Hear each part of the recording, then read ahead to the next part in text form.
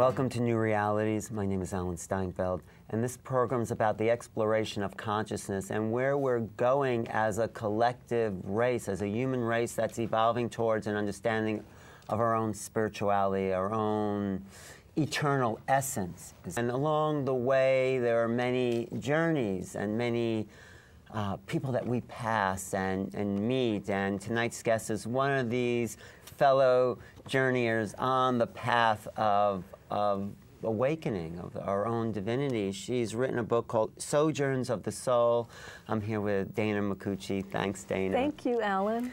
And your book is very exciting because it's a lot about the journeys I've taken in order to find whatever it is we're looking for. Exactly. What is it that we're looking for? You know, that's such a great question. And it's an infinite journey, right? We think that we have gained some knowledge and teachings only to find that there's something else that lies right ahead of us. I feel, what are we looking for? I think we're looking for knowledge of ourselves. It's a quest for self-knowledge, ultimately. And I think the knowledge of human civilization, what is this bigger thing we're a part of, and what is the great wisdom that's been buried in some of the ancient sites you talk about? Yes, the great wisdom, and that so many of these ancient wisdom traditions all lead to the same place. Which is? Similar truth, which is really cultivating a moment-by-moment connection with your higher self and spirit. Because that is source, spirit, the creative, whatever you want to call it. And that's what we're missing in this culture, because these ancient civilizations created architecture and temples that help the spirit manifest, and we've created a culture that's in denial of that. Yes, that's so true. So when we visit these old civilizations, we see the spectacular monuments that somehow awaken something in us. They do. Which is what their purpose was. It was a continual state of awakening, because somehow they remembered that they are divine beings, as we all are. And they put it into their structures. Into their art, into their writings, into their sacred architecture, into their rituals and ceremonies and meditations. We have so many tools now at our disposal. And you've been to some beautiful places that I haven't been to. You've been to Peru. I haven't been there. And Angkor Wat. What was your favorite about? What did you like about Angkor Wat? That was one of my all-time favorite journeys. And I should say that a number of these sacred journeys resulted as a means for me to write articles. I was sent out on assignment. So I had been, and still am, a journalist. I've been a journalist for over 25 years. For who? Oh, for different publications, art and antiques. I've written for the New York Times, the Chicago Tribune, for the International Herald Tribune, Architectural Digest, a lot of different ones after a while. So they sent you on journeys, but not as a spiritual writer. No, exactly. Not, but to write about the art and culture of these ancient civilizations. But however, something happened along the way, which is that I became much more intrigued by my own inner journey. Was there a moment that you weren't that and then you became that on some journey? Yes, I believe. Now, I chose 7 of the journeys that had the most powerful impact on me, because there were many of them. Yes. And I was aware, yes, during my travels, that there were many mystical activations and spiritual experiences happening to me while I was supposedly writing about Aboriginal rock art. But like what? What happened to you? Okay, so for example, you asked me about Angkor, so we'll start there. That happens to be the 2nd chapter in the book. Okay. And I chose 7 that actually ultimately took me on a journey through the chakras, a transformative journey. And they really did. They really did. It wasn't after the fact that you noticed it, or was it after? Well, no, I knew what was going on inside of me, but it was really only in hindsight that I was amazed that literally through linear time, I had taken this journey through the chakras without planning it, and realized that each of the teachings had to do with, of the 7 main chakras, had to do with specific teachings and activations. So, for example, at Angkor, that has a subtitle of surrender. Your chapter? The chapter about Angkor. The heart of Angkor, the subtitle is Surrender, and I have subtitles that introduce each chapter, which are really about the overarching themes. That took me deeply into my second chakra, where we know it's the seed of our joy and creativity, but also of our really deep emotions of grief, despair, sorrow, and we all know about what happened in the Killing Fields. Right, but what happened? There was a great Buddhist civilization there that built Angkor Wat. Yes. And so, what happened to you what at that location? What happened to me there? Yeah. I really felt that's why I called it surrender. That I was really forced to confront and to surrender to my own shadow side. Why? Well, because I was witnessing what was really the remnants of this horrible dictatorship under Pol Pot. When you were in Cambodia. Yes, and there were still, even though I was there in the late 90s, Pol Pot had just fallen from power. The Cambodians are, of course, extremely impoverished, and there were literally aren't they, though? beautiful people, and filled with such hope and optimism. And you could see the burnt-out, charred fields. You could.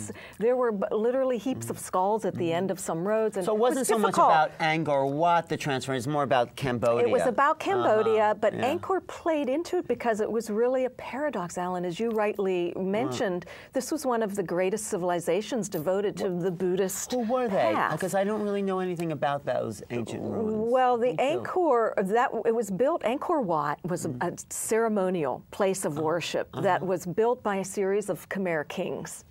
And they were literally considered god kings in this. And they were Buddhists. And they were Buddhists, but they also practiced throughout time, the Hindu and Buddhist religions merged and coexisted peacefully at Angkor for many hundreds of years. So this happened from about the 9th century to about the 13th century when it was at its pinnacle. And it is one of the greatest architectural monuments to spirit. Makes your soul soar. It's a huge complex. It's huge. So there you're experiencing this ancient, beautiful architecture, and yet you're feeling all the trauma of the people who live there now. Exactly. And so you've identified, you feel the trauma in your body. Feel the trauma. And then what happened to you? And so what happened is I, as a privileged, so-called privileged American journalist, I was really faced with, kind of feelings of guilt, of sorrow, of grief.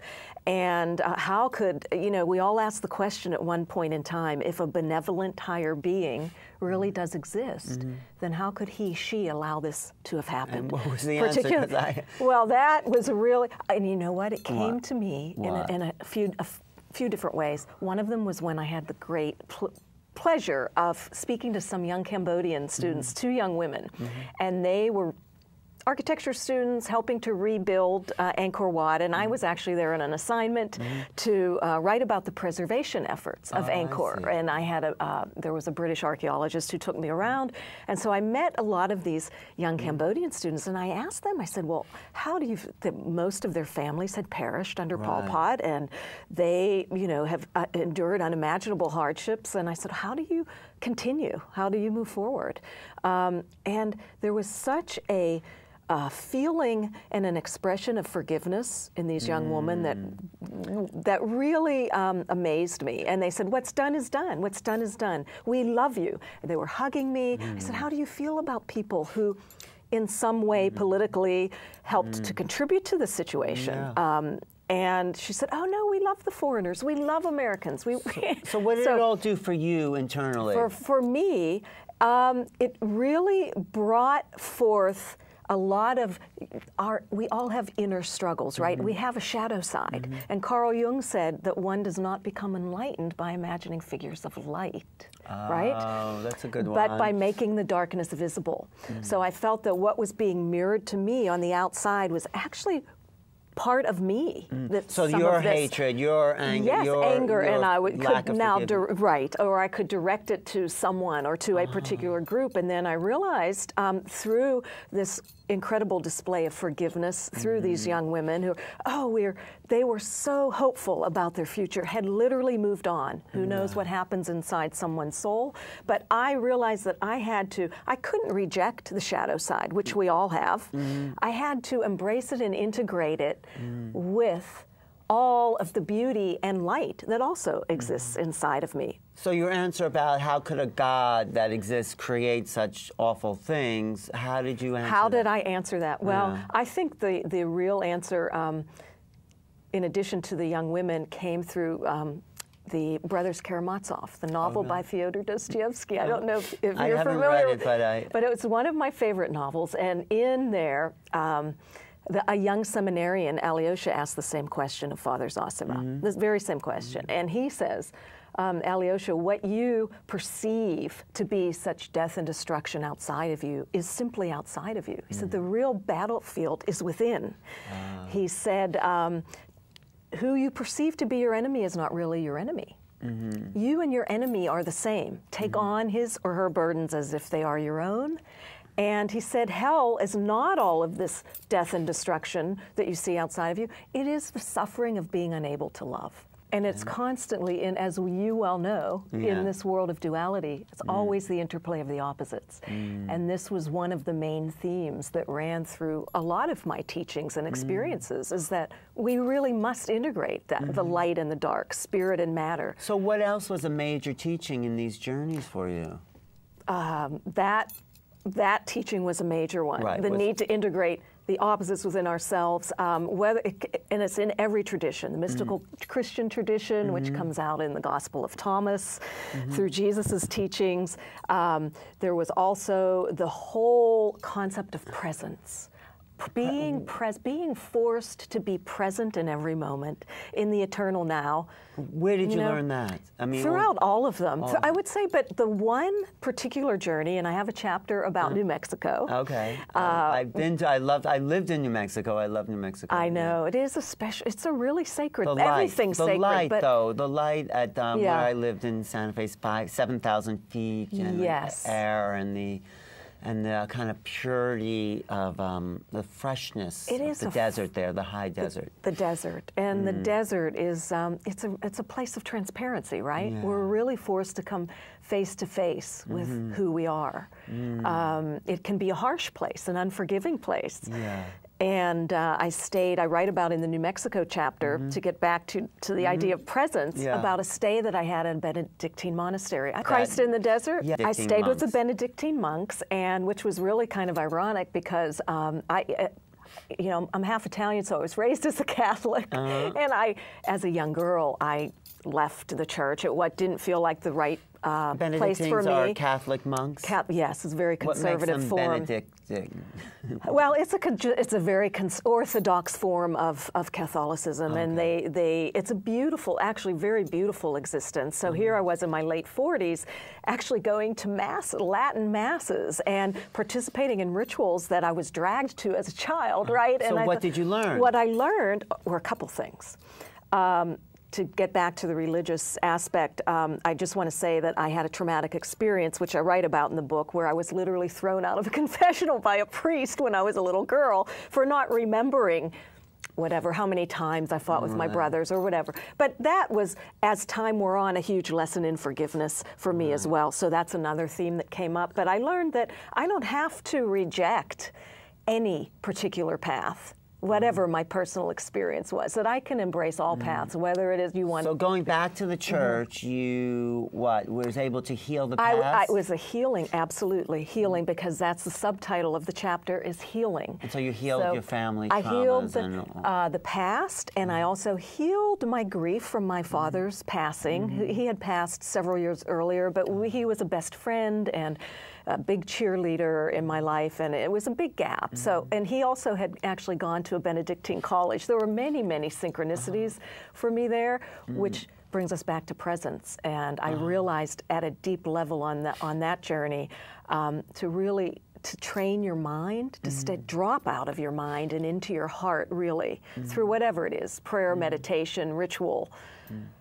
It does force you to become so present, and that's, as we know, when all the miracles and manifestations happen. In the moment. And synchronicities.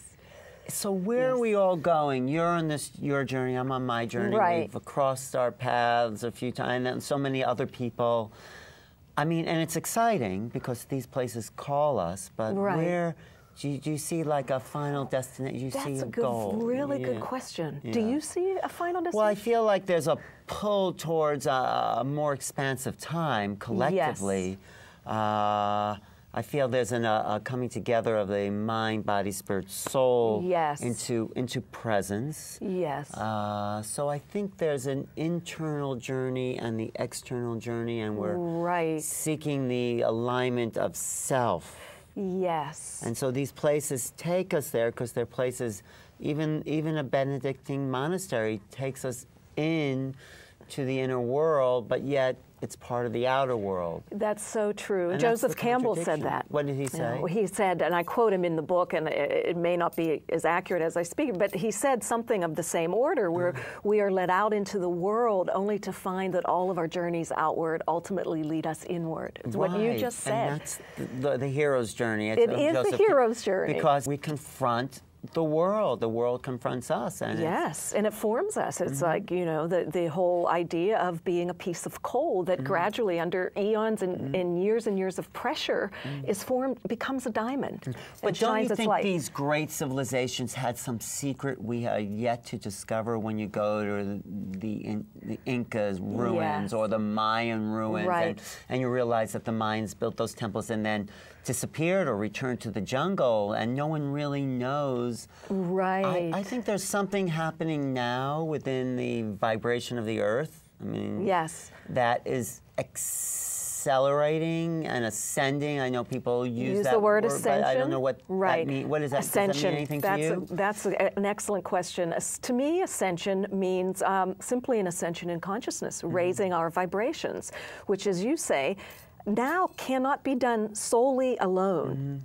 The idea of community and interconnectivity, and you know, the Buddhists talk about interdependence and interconnection, and ultimately, I really think that the true secret is that there is no separation. But I don't think it's just consciousness, the ascension. I think it's a physical thing. It's a physical thing, too. Especially if the Mayans are right, that we're moving into an alignment with a galactic center that is increasing the cosmic rays coming to the Earth, that's affecting us on a cellular level. It is. I mean, I know that's a little out there for No, I agree. We're sending in our bodies. That's the main idea. We can't leave our bodies to ascend. And it's opening our frequency of consciousness. Yes. It's opening our bodies, but it's opening our frequency of consciousness.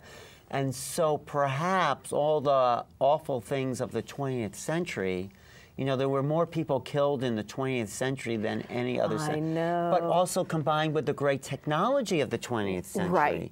So we're here, I think, to get the great part, move forward, have war be a thing of the past. Yes. Because why can it be? You're right. And as we ascend in our bodies and consciousness, people talk about the fifth dimension. Which means what to you? To me, the fifth dimension is a place of unconditional love, of living from the heart. And the heart is the place, and Jesus talked about this in the mystical writings and the Gospels of Thomas and others.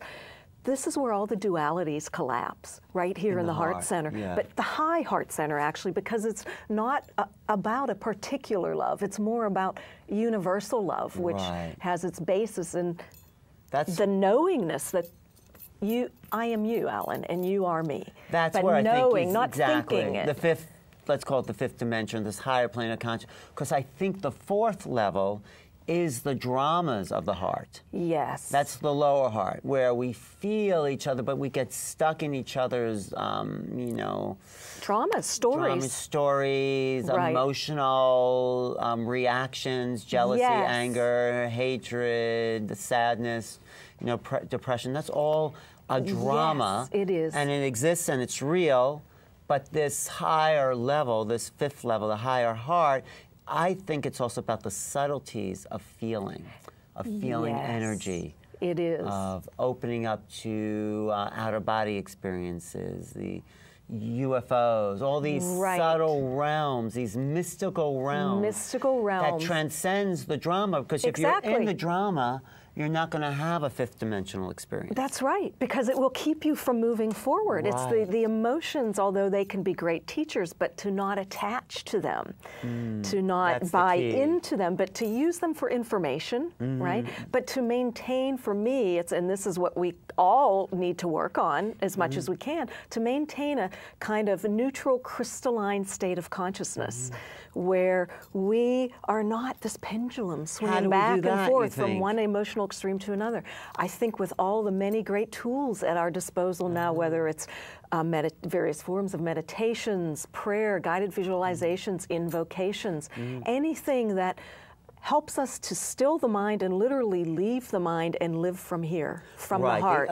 And the upper chakras. So in your book, what were those final chakras? What opened up the crown for you? That's great, the crown, yes. So each one kind of built upon the other and took me deeper into the preceding chakra. The crown was really my last chapter in Peru.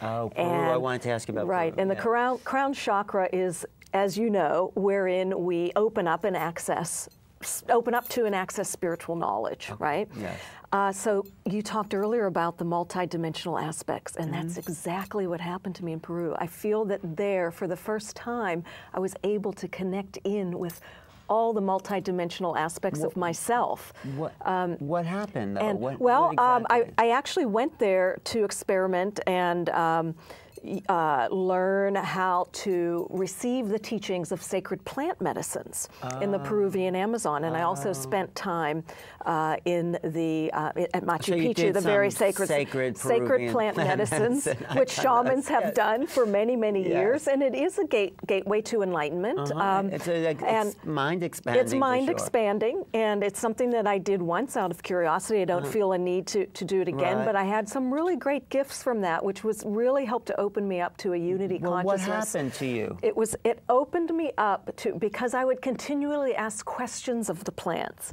You know, we in shamanic training, we're taught to merge with the spirits of Mother Earth or the plants or the trees or whatever it is. And once I really began to awaken to the fact that this is a dialogue, right, between myself and spirit. And the more questions I asked, the more answers I received. So and one of them, a huge one, which applies to all of us.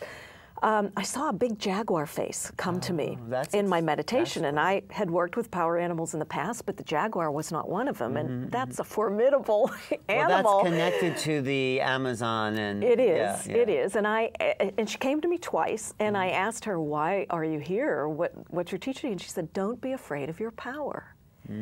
So it was a sign for you to Don't be afraid of your power. And then the second time she came to me again at Machu Picchu, the great mystical Andean huge ancient site that the Inca built, and it was a ceremonial site. She then added, "Don't be afraid of your power. It's time for you to share your knowledge. It's time for you to go out and share what you've learned." And that's where the book came from. Exactly. Yes, you brought it back to the beginning, because it was after that journey, which is the last one in the book, and I also received another message in the meditations with the plant medicines, was get it down. I heard the words, get it down, get it down. So I took that as an imperative that I needed to record this experience. So I do credit Peru as being the catalyst for this book, because as soon as I came back, I wrote the Peru chapter and worked my way backwards. But in all this, and I asked this to myself, how have we changed? How am I different? How have we changed? That's it's true. And yes, and we all change through journeys, and you talked about the concept of the journey, which doesn't have to be to an exotic, far-flung place, right? It could be to New Jersey. It could be on the subway. Right, but how have you turned through all these sojourns of the soul? I would say, okay, here are a few major ways. I really have learned how to become more present in the moment, to sustain states of joy and love and gratitude over longer periods of time. You know, we're all works in progress. It is an infinite journey, as we know, on this quest for self-knowledge and alignment with our spirit and our higher selves. And to let go of how I think things should be. You know, desired outcomes. That's a good one. That's a really good one. Just to let go and I'm more relaxed, I feel. I feel that, you know, I take more time maybe during the day to appreciate things I never noticed before, or to smile at somebody in the elevator, connect. It's a what do you heart want connection. now in your life? I mean, here you've done this traveling, I've done this. Yes. I mean, so what do you want? What do I want now? I want to be of service. Well, you are doing that. I want to be of service, and I want to share. Is there any more striving? Do you want, I mean, like I think, oh, I want enlightenment. I don't know what that means, but I want a continual outpouring of wisdom and whatever the universe can do. Yes, a continual expansion of my soul. So really, and I think that's what the ascension is all about, to surrender to that process of evolution with joy and gratitude. I think that's what we're moving into as a planetary civilization. Yes, yes, and more, and we are multidimensional divine beings, right? Literally walking gods. We don't often believe we're worthy enough of that status, right? But we are, because we're here to change the old existing paradigm and to embody the divine. Yes. I mean, it seems like all those places, all those old sites, the Mayans, the Incans, the places in New Mexico are all, they're all here to remind us of ourselves, of who we are, because we're disconnected, but we're also very connected. We're drawn to these ancient places as a reminder of our soul's wisdom. Exactly. It awakens something in us, the mysteries, and maybe in 1,000 years people will be drawn to Manhattan for the same reason. I believe they will, because I've lived here, I did live here for 22 years, like and who are those people that lived on this strange island? This is a vortex of light. There is no mistake. And as, you know, as you say, we're all here for the same reason, to work together to create heaven on earth as divine beings of light. Exactly. So how can people find you? And oh, thank you. Well, I have a website, www.danamicucci.com, where I list my workshops and upcoming events. I also wanted to just leave people with 3 thoughts, with 3 things to remember that really helped me along the way, and very simple, which is to try to remember to stay in your heart, to know you're divine, and to live in your joy.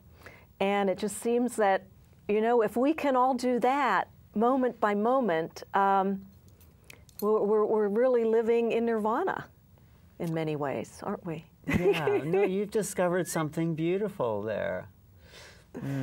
Thank you for taking us on the journey. Thank you, Alan. It was such a pleasure. Thanks for watching. I've been talking to Dana Micucci. Your website again? It's danamicucci.com, DANAMICUCCI.com. And her book, Sojourns of the Soul, an exciting adventure through herself and the world that I think will inspire you in your journey. If you have any comments about that, email me at the letter A, @newrealities.com. Also check my website, newrealities.com.